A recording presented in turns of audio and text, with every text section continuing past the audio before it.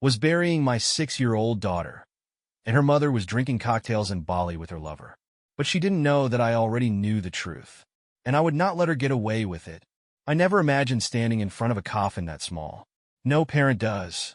Yet there I was, staring at the polished wood, my fingers clenched in a fist so tight that my nails dug into my palms. Inside lay my 6-year-old daughter Lily. A white silk ribbon rested in her golden curls, the same way I used to fix it every morning before school. Her favorite stuffed bear was tucked in beside her, its fur worn from years of love. I made sure it was with her, one last comfort in a world that had been so cruel. The church was silent, heavy with the weight of mourning. People whispered behind me, their voices hushed but sharp. They weren't just grieving Lily. They were dissecting my life, my choices. Where's his wife? How could Sophie not be here? Their stares burned into my back, their judgments suffocating.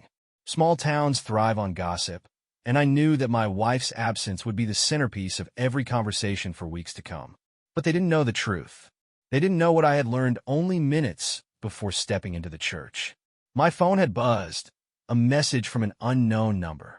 Reflexively, I had glanced at it, expecting a condolence or a question about the service. Instead, what I saw made my blood run cold. It was a photo, crystal clear, as if taken just moments ago. Sophie, lounging by a pool, the sun kissing her bare shoulders. She was smiling, her manicured fingers wrapped around a cocktail glass. A man sat beside her, young, tanned, and smug, his arm draped possessively around her waist. Below the image, a message.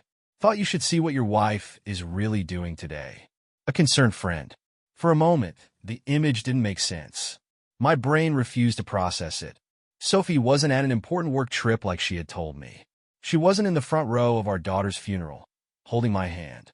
She was on a tropical island, tangled up with another man, sipping margaritas in paradise while I buried our child.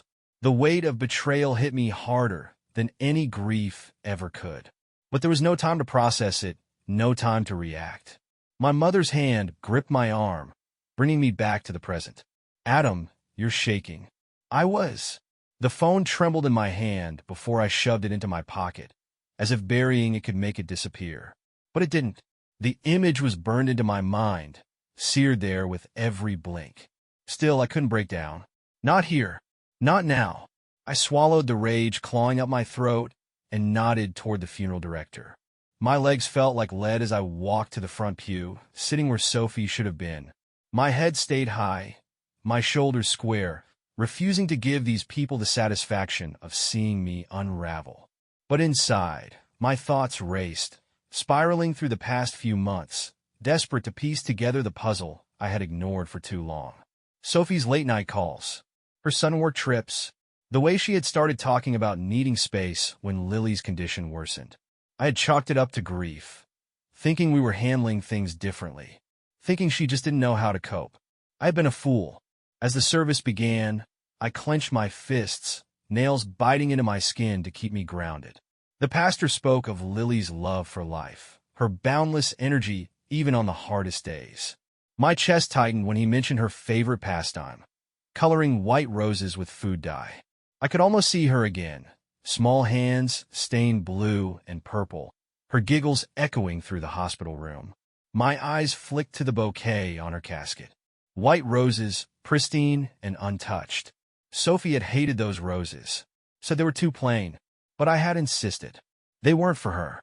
They were for Lily. And Sophie didn't deserve to be part of this moment anyway. Then my phone buzzed again. Another message.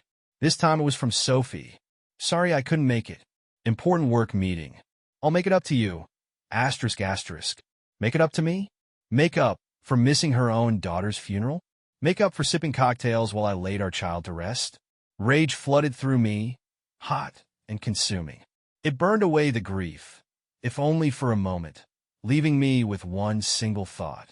She had no idea what was coming. I wouldn't crumble like she expected. I wouldn't be the grieving widower she could manipulate. Sophie may have abandoned us when Lily needed her most, but I would make sure her betrayal didn't go unanswered. That promise solidified as I stood to deliver the eulogy. I looked out at the crowd, neighbors, co-workers, family friends, and forced myself to speak. Every word was for Lily. Every story about her joy and strength was a vow to protect her memory, to ensure Sophie's actions wouldn't taint it. I didn't let my voice crack. I didn't shed a tear. I saved those for later, when I was alone. Today wasn't about my pain or Sophie's betrayal. Today was about Lily. But deep down, I knew one thing for certain. Sophie thought she could betray me and walk away unscathed. She was wrong. So very wrong. The funeral reception was a blur, a procession of hollow condolences and pitying glances. People moved through my parents' house like ghosts, their voices hushed as if speaking too loudly might shatter the fragile remnants of my composure. Plates of untouched food cluttered every surface, casseroles and cookies meant to comfort, but only serving as reminders of how broken everything had become. They didn't know what to say to me, and I didn't want their words anyway. I moved through the room on autopilot, nodding stiffly at neighbors, shaking hands with distant relatives I barely recognized. The sympathy in their eyes felt more like an insult, not because it wasn't deserved, but because none of them knew the truth. None of them knew that while I was standing over my daughter's coffin, my wife was thousands of miles away, laughing in the sun with another man. I wanted to scream at them. I wanted someone to grab my arm, to tell me they had seen the photo too, that they knew exactly what Sophie had done. But they didn't. They only offered their useless condolences and shuffled away, leaving me alone in a sea of whispers. Sophie's parents, Lauren and Michael, lingered near the kitchen, their presence as unwelcome as their judgmental glances. They had barely spoken to me all day, but their silence was heavy with unspoken accusations. To them, I was always the problem. I wasn't attentive enough, wasn't devoted enough. Sophie was their golden child, and nothing she did could tarnish that image. Lauren finally approached me as I stood by the fireplace, staring at a framed photo of Lily. It was one of my favorites, her toothy grin as she proudly held up a blue-stained rose. Her small hands dyed from the food coloring she had used to paint the petals. "Adam," Lauren said, her voice laced with forced sympathy. "You've been so strong through all of this. It's a shame Sophie couldn't be here, but you know how difficult this has been for her." "Difficult for her?" I turned, gripping the frame, so tightly my knuckles turned white. She looked at me with feigned concern, her carefully chosen words cutting deeper than any accusation could. "I'm sure it has," I replied, my voice colder than I intended. "Though I imagine Bali is a nice distraction from all that difficulty." Her expression faltered, just for a second. Then she recovered, lips pressing into a thin line. "Adam, grief makes people act out of character. Sophie needed space to process everything." My jaw clenched. She didn't know, did she? Or maybe she did, and simply didn't care. I wanted to shove my phone in her face, show her the picture, make her acknowledge the truth. But I didn't. Instead, I turned away, setting Lily's photo back on the mantel with trembling hands. My mother appeared at my side, her presence grounding me in a way nothing else could. "Lauren," she said, her voice sharp enough to cut through the tension, "I think you've said enough." Lauren bristled, but didn't argue. She retreated to the kitchen, leaving my mother and me in silence.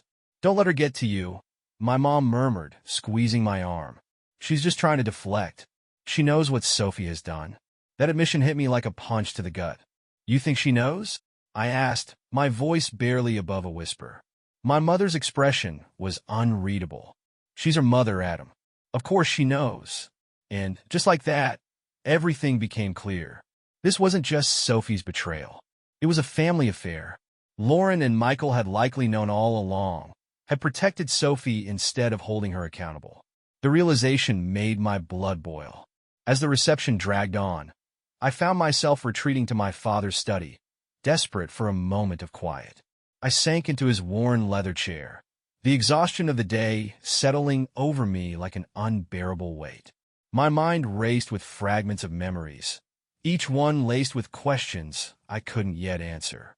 The business trips, the late-night phone calls, the way Sophie had started pulling away, not just from me but from Lily. It had been subtle at first, a missed doctor's appointment here, a forgotten bedtime story there. But over time, it became clear that she wasn't fully present. I had attributed it to the stress of Lily's illness. Never once had I suspected there was something more sinister at play. I pulled out my phone, the photo of Sophie and her lover glaring back at me from the screen. My thumb hovered over the delete button, but I couldn't bring myself to press it. This wasn't just evidence of her infidelity. It was a reminder of what I was up against. I didn't know what my next move would be, but one thing was certain. I wouldn't let her get away with this. Not after abandoning me. Not after abandoning Lily. Sophie thought she could escape the consequences of her actions. She was wrong. And as I sat in the dim light of my father's study, my anger solidified into resolve. This wasn't just about revenge. It was about justice. For Lily. For me. For everything we had lost because of Sophie's selfishness. She thought she could walk away unscathed. She was about to find out just how wrong she was. The days after the funeral passed in a blur of exhaustion, grief, and quiet rage. People still sent their condolences, dropping off meals I didn't touch, offering words that felt more rehearsed than sincere. She's in a better place now. She's not suffering anymore.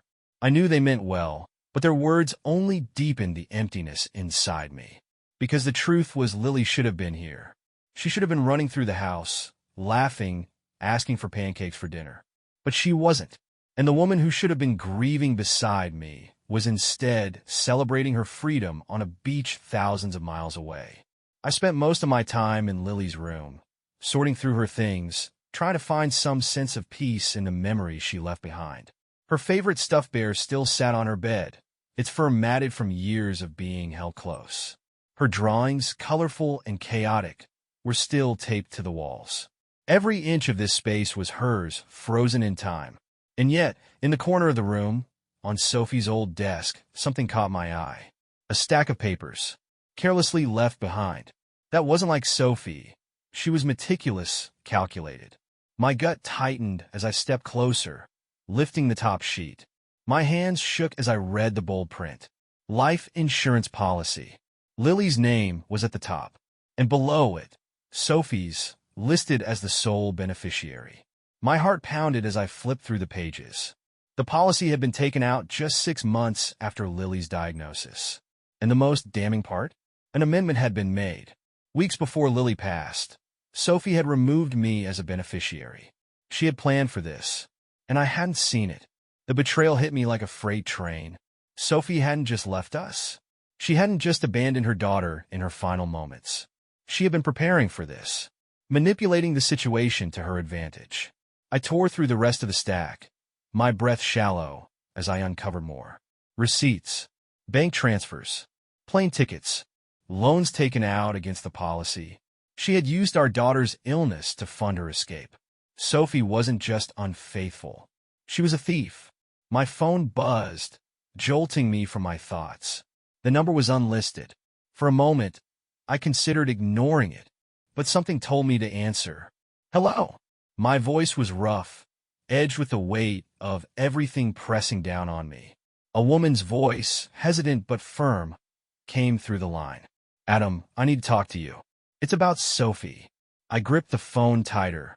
Who is this? My name's Rachel, she said. I know what she's been doing, and I know you're not going to like what I have to tell you. I stiffened. Why should I trust you? You shouldn't, she admitted. But you should hear me out. Meet me at the cafe on Main in an hour. The call disconnected before I could respond. My mind raced. Who the hell was Rachel? How did she know about Sophie? And more importantly, how much did she know? I glanced back at the pile of documents on the desk, my stomach twisting with rage and dread. I needed answers, and I needed them now. The cafe on Main was quiet, the kind of place Sophie used to wrinkle her nose at. Too simple, too unpolished for her expensive tastes.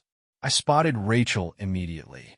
A woman with dark auburn hair, her posture tense, her fingers tapping anxiously against the table. I slid into the seat across from her, my jaw tight. Start talking. She looked up, meeting my gaze with sharp green eyes. Sophie was seeing my ex-boyfriend for over a year. I clenched my fists under the table. I know. She tilted her head, studying me. Do you know about the money? My stomach dropped. What money? Rachel exhaled, pulling out her phone. The life insurance payout. She promised half of it to Brandon, my ex, so they could buy a house in Spain. I froze. That's not possible. Oh, it's very possible, Rachel said, scrolling through her messages. Brandon's been bragging about it for weeks. I didn't believe him at first. Sophie always seemed too polished for a guy like him. But then he started showing me proof. She slid her phone across the table. I hesitated before looking at the screen. The messages hit me like a punch to the gut. Sophie asterisk the payout came through. It's more than enough. We'll be out of here by the end of the month. Brandon asterisk Spain is waiting, babe. Just don't let him suspect anything. Sophie asterisk Adam's too broken to see straight. It's already done. My breath caught in my throat. Sophie had never planned to come back. She had been orchestrating this escape for months, using Lily's death as her final ticket out. I set the phone down, my hands shaking. Why are you telling me this? Rachel leaned back, crossing her arms. Because she played both of us. Brandon too. She promised him everything, but I've seen the way she operates. The moment she doesn't need him anymore, she'll cut him loose. I narrowed my eyes. So, what do you want? Rachel smirked. Justice. Revenge. Call it whatever you want. Brandon doesn't get to walk away unscathed, and neither does Sophie. I studied her, looking for any sign of deceit. She met my gaze, unwavering. I didn't trust her, not completely. But I knew one thing for sure. Sophie had stolen from me. From Lily. And I wasn't going to let her get away with it. I'm in, I said, my voice like steel. Rachel nodded, a glint of satisfaction in her eyes. Good? Because this is just the beginning. She reached into her bag, pulling out a thick envelope and sliding it across the table. Everything you need to know is in here. Names, dates, bank accounts. It's all connected. We just have to find the right thread to pull. I picked up the envelope, feeling the weight of it in my hands. The weight of everything Sophie had done. As I walked out of the cafe, my mind raced with possibilities. The next steps. The ways I could make Sophie and Brandon pay for what they had done. This wasn't just about revenge anymore. It was about reclaiming what little dignity I had left. It was about justice for Lily. And Sophie? She thought she had won. She had no idea what was coming. The moment I stepped out of the cafe, the cool evening air did little to extinguish the fire burning inside me. My fingers tightened around the envelope Rachel had given me, my mind racing with the information I had just learned. Sophie hadn't just betrayed me. She had orchestrated an elaborate plan, manipulating every move, every decision, ensuring that when she walked away, she would be the one holding all the cards. She thought she had won, but she had underestimated me. I drove straight home, my grip on the steering wheel white-knuckled. When I arrived, I bypassed the kitchen where my mother sat with a cup of tea, her worried eyes following me as I stormed past. She knew better than to ask what was wrong. Instead, she simply murmured, "Be careful, Adam," as I disappeared into my father's study. I spread the contents of the envelope across the desk, my pulse hammering in my ears. Bank records, flight itineraries, conversations between Sophie and Brandon. Some of the messages were sickeningly intimate, filled with false promises and carefully calculated lies. But others were purely transactional, confirming what Rachel had said. Sophie had been funneling money into an offshore account, preparing for her new life. She had taken out loans against Lily's life insurance policy before the payout had even been finalized. She had stolen from me. She had stolen from our daughter. And worst of all, she had assumed I would be too blinded by grief to notice. A cold, hard determination settled in my chest. If Sophie wanted to play dirty, I would give her a game she wasn't prepared for. I picked up my phone and dialed Marcus, an old friend and an even better attorney. He answered on the second ring. "Adam, I need your help, and I need it fast." By morning, Marcus had already set things in motion. First, we filed to freeze all joint assets and accounts under my name. Sophie might have been careful, but she had gotten cocky, too sure of her ability to stay ahead of me. There were gaps in her paper trail, enough for Marcus to exploit. "We need more than this," he said as we sat in his office, stacks of documents in front of us. "We need something concrete, something that proves intent beyond a shadow of a doubt." I thought of Rachel, of the text she had shown me. "I can get more." Marcus gave me a measured look. "Be smart, Adam. Don't do anything reckless." "I won't," I lied. Rachel was waiting for me, When I arrived at the small apartment she had rented outside of town, she had already anticipated my request, handing me a USB drive filled with more incriminating evidence. "Brandon's careless," she said as she crossed her arms. "He talks too much, leaves things lying around. I got into his laptop. You're going to want to see what's on here." I plugged the drive into my laptop the moment I got home. What I saw made my blood turn to ice. Emails between Sophie and Brandon. Discussions about moving money. References to someone else. Lauren, Sophie's mother. I should have known. Lauren had always been Sophie's greatest enabler, covering for her, making excuses. It wasn't just Sophie and Brandon. Lauren had been in on this from the beginning. I sat back in my chair, my jaw tightening. This wasn't just about betrayal. This was fraud, conspiracy, and I had everything I needed to take them down. The confrontation happened sooner than I expected. Sophie's parents, Lauren and Michael, had caught wind of my legal moves and came storming into my family's house like they had any right to demand answers. "What the hell are you trying to do, Adam?" Michael's voice was thick with barely contained anger as he stepped into my father's study, Lauren right behind him. "Freezing the accounts? Stalling the insurance payout? Are you out of your mind?" I didn't look up from the documents spread across my desk. "No, Mike, I'm finally thinking clearly." Lauren scoffed, folding her arms. "You're being irrational." Sophie was. I slammed my fist onto the desk, cutting her off. Don't stand there and defend her. Not after what she's done. Not after what you've done." Michael's expression darkened. "Watch your tone, son." I stood, locking eyes with him. "I'm not your son. And don't you dare talk to me about tone when your daughter was draining money from our daughter's insurance policy to fund her affair." Lauren flinched, but Michael wasn't fazed. "You don't have proof." I slid the USB drive across the desk. "That's where you're wrong." For the first time, doubt flickered across his face. Lauren, however, was already shifting gears. "Adam, let's be reasonable." "Reasonable?" I let out a bitter laugh. Did Sophie think about being reasonable when she was forging documents? Did you think about being reasonable when you covered for her? Lauren's lips pressed into a thin line. "This isn't what you think it is." "It's exactly what I think it is," I shot back. "And I hope you're ready for what's coming." Marcus wasted no time filing fraud charges. With the evidence Rachel had provided, along with the financial records we had pulled, it was enough to bring everything crashing down. Brandon was the first to crack. Under pressure, he turned over even more evidence, confirming that Sophie had been planning to disappear long before Lily passed. The life insurance payout had been her golden ticket, and her parents had been complicit in helping her cover her tracks.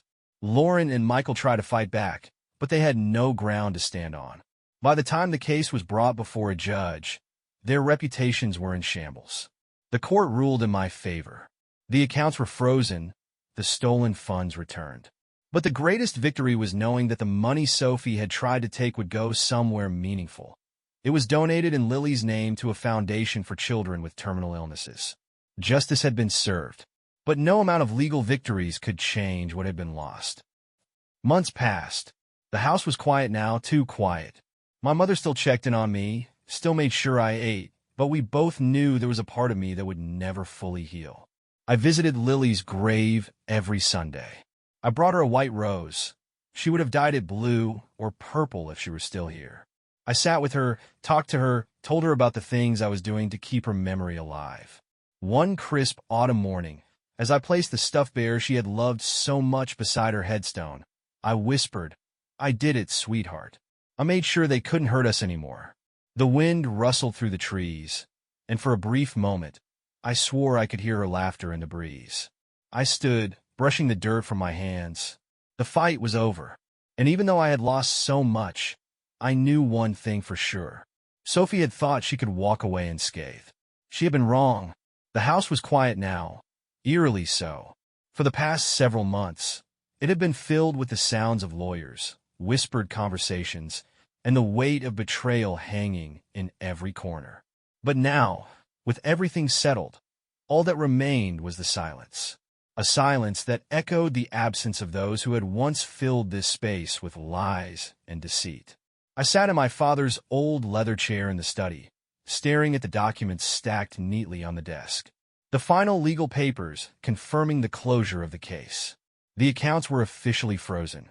The stolen money was returned, redirected to a cause far more worthy than Sophie's selfish desires. The foundation in Lily's name was thriving, already providing support to families dealing with the same battles we had faced. And Sophie's parents?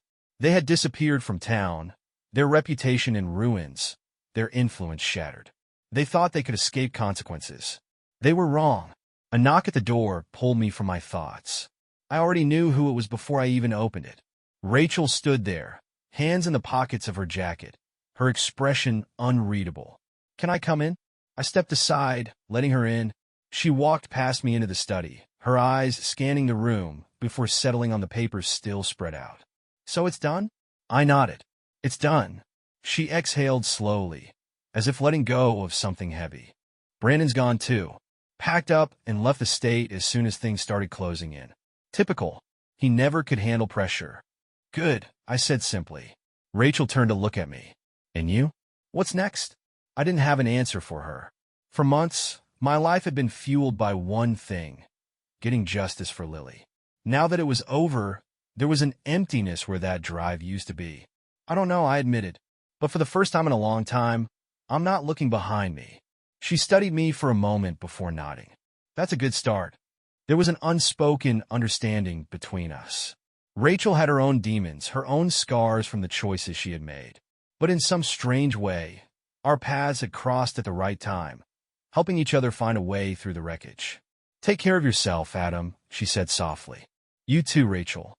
And just like that, she was gone. The weeks that followed were slow, but not in the suffocating way they had been before.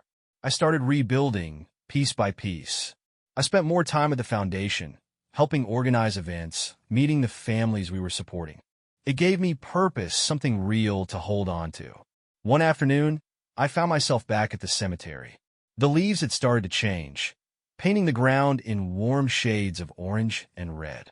I knelt beside Lily's headstone, brushing away a few fallen leaves. "Hey, sweetheart," I murmured. "I hope you like what we've done with the foundation. It's all for you." I set a fresh white rose beside her name, watching as the wind carried a few petals away. "I think you'd be proud." There was no reply, no sign from the universe, but for the first time, I didn't need one. I had found my peace. And Sophie. She was nothing more than a ghost now, a whisper in the past. She had thought she could walk away from everything she had done. She had been wrong.